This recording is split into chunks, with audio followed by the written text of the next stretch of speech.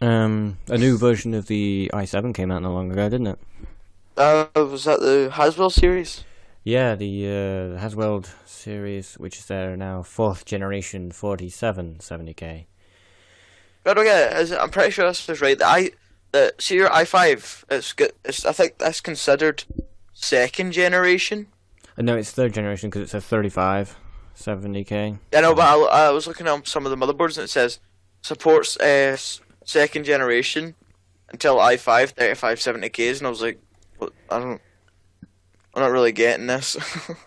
well, I'm not sure, but I'm pretty sure that the Intel named theirs by generation as the first number, so 3, and then what core it is, so i5, i3, i7, which is the next number, and then the 70 or 50 or 20 or whatever it is afterwards. I don't know what that exactly is, but it's something to do with the actual processor itself.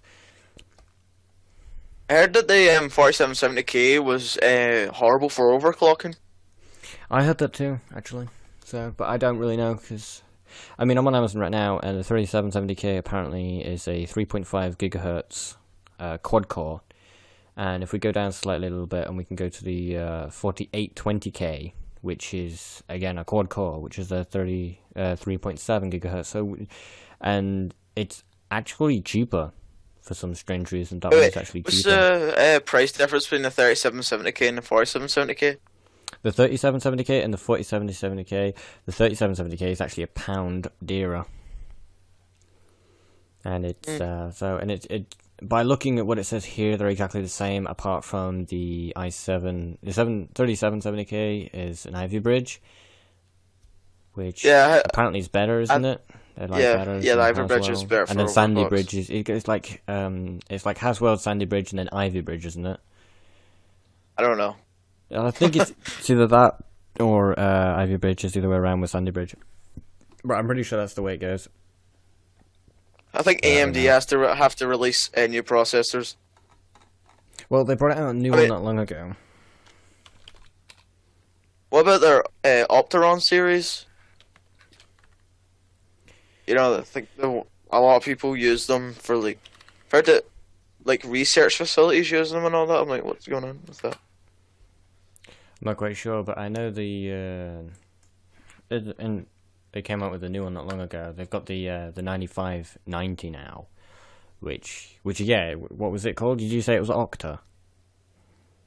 Uh, Opteron or something. Yeah, because that's what I'm looking at right now, and that's what that is. It's the 9590 is their I Octa don't know if core. it's Octeron or Opteron. It If just an says Octa, yeah. Opteron. That's what it says on here. It's just Octa. The So 9590 is the 4.75 gigahertz, ain't it? yes, and it's got 16 Yeah. megabytes even. Um, so Of cache. I think that's what that is. Yeah, I think it's just cache.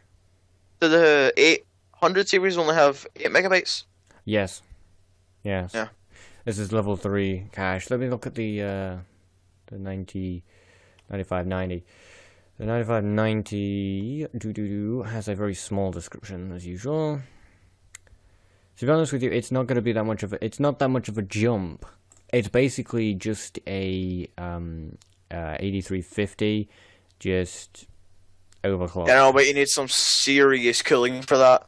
So I was watching Tech of Tomorrow, and they were saying they were getting about 110 degrees Celsius under load. well, yeah, but that's because it's just technically an 8350. Just on 4.7 gigahertz pretty much, and it's just got a bit more cache, and it takes a lot more watts as well.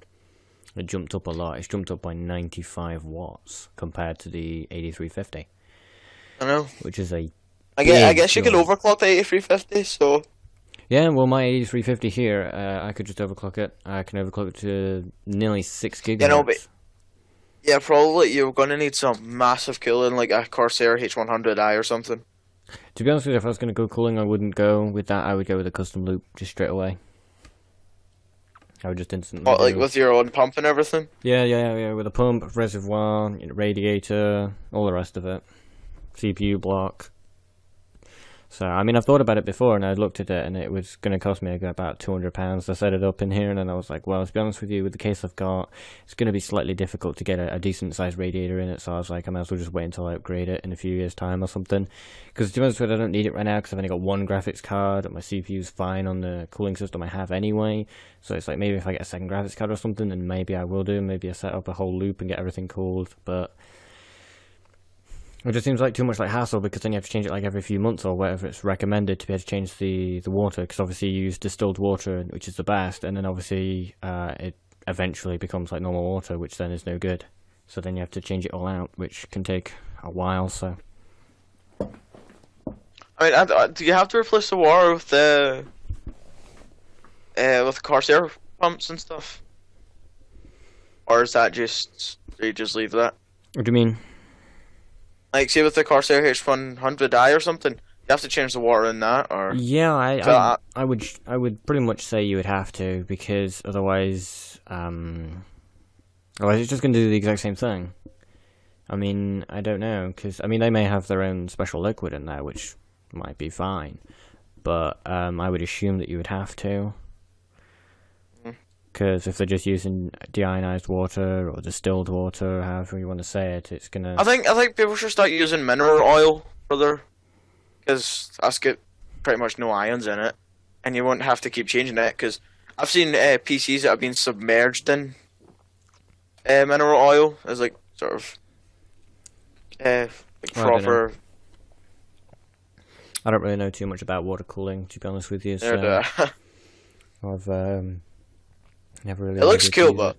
It does, and to be honest with you, I'd like to do it if I had something big like the half stack, or the half stacker even, sorry, or the 900D from Corsair.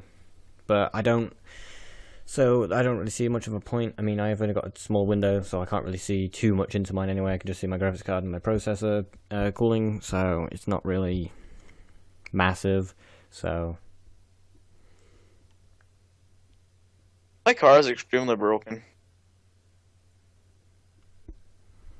Just fix it then, you have got the mods. Tell you what, I'm going to talk about the motherboards that I had. The motherboard I'm using at the moment, let me just get my book so I don't make sure I get it wrong. Just shut this a little bit. The one I've got at the moment, here it is. Okay, so the one I use with my 8350 is a board from MSI, which is the 990 FXA GD65, which... Oh, the 990 FX? Yeah. 990 FXA. Yeah. It's one of their military class 2 boards, and it's got they're like their own brand of overclocking on it, so you just click a button and it just auto overclocks for you, which I have used, and I'm not quite sure, because I mean, when I do it, it seems stable, but it doesn't do it too much, and I think it gives it too much power, because it only overclocks it to 4.2 gigahertz for my processor, and when it does that, I'm fine playing everything, and I get like a better like frame and everything, and then every so often, like I will get lag, like it will just freeze, everything. Yeah, will freeze yeah, like a massive lag spike. Yeah, and so I just said that no, happens with pretty much every AMD FX processor. I don't know about the Athlon series or anything, because I've never used them. I mean, I've had a 4100 overclocked that, done the exact same thing. Well, with the Athlons, I've never overclocked them, but I have 3 of them that I do maintenance on. So I have they're all the Athlon 2s, the X6, which is a 6-core processor, the X3, which is a 3-core processor, and then I have the X4, which is the Black Edition, which is the 4-core processor. And they all seem to pretty much do what their job was designed for, like the X3, obviously being the 3-core, being the lowest out of the 3. It still does a really great job.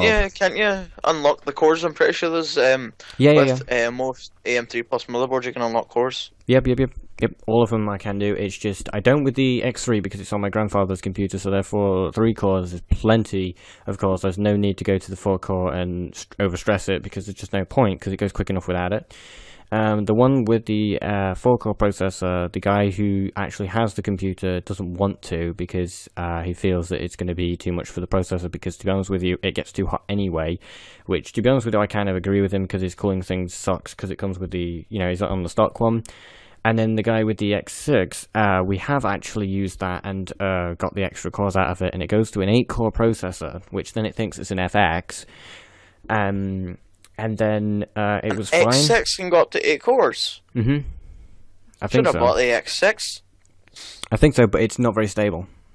So I'm pretty sure we put it back. It's either we did or we couldn't. I can't remember, but either way, we put it back because it was unstable anyway. So I think I either overclocked it or put it to 8 cores. One of the, I can't remember exactly. And then actually I have another one, which is the I have the Sempron. I have a AMD Sempron 145, which is a very old processor, but still it's a single core processor at about 2.7 gigahertz, which I currently use at 2 cores. So it turns into a Athon 2X2. Which, to be honest with you, when it does that, it does a really good job then, because it increases a lot. Like when I played Grand Theft Auto on it, when it was a single-core processor, it only used to get about 20 frames with everything at the lowest. And when you played online, you used to get kicked all the time, because it used to just suddenly drop down to 10 and then you get kicked. The second I put it onto a 2-core processor, it dramatically changed. Like, there was a dramatic change. Instantly, we was playing at 30 frames all the time. Every time. When it was online or when it was on single player, it was always 30 frames. It was a massive increase. I was actually changing some of the settings so I could actually go a bit higher. The view distance I was able to put up a little bit and make it so that it was around very low but slightly medium quality before it was able to actually drop down to 29. So it was quite a magnificent change. And then other games obviously changed as well, like Minecraft and whatnot, but I mean that was the main one that I was interested in back then when I used to own that processor myself, which now it's in a different system. So it was good. I actually, in one of the other machine that I have maintenance on, it's also the same as mine, which is an FX 8350. And we didn't do any changes to that one at all because we didn't see the point, because it being like pretty much top of the range when we first got it, we just thought it'll be fine as it is. And the person that uses it right now is currently my sister, and she says that she can boot into Windows 8 in less than about 10 seconds of turning it on, and she can get on the internet, and she can do this and she can do that. She doesn't even have an SSD, so she is just... But any Windows 8 in under 10 seconds? Jesus. Yeah, about 10 seconds, she says. She says she turns it on, and by the time she's actually got a TV turned on, it's already in and waiting for her to put in a password. So she's over the moon about it, because she was ecstatic, because I told her I could build her a computer for just about £300-400, and she just pretty much threw the money at me because she couldn't believe it. So I said, okay, then I will do. Got her it. The motherboard is pretty much a bare bones motherboard. She's using a 520 GT 520 graphics card that I used to have, which I gave to her because why not? Because instead of using the one that's on the board, because then it means she can play like Sims and whatnot.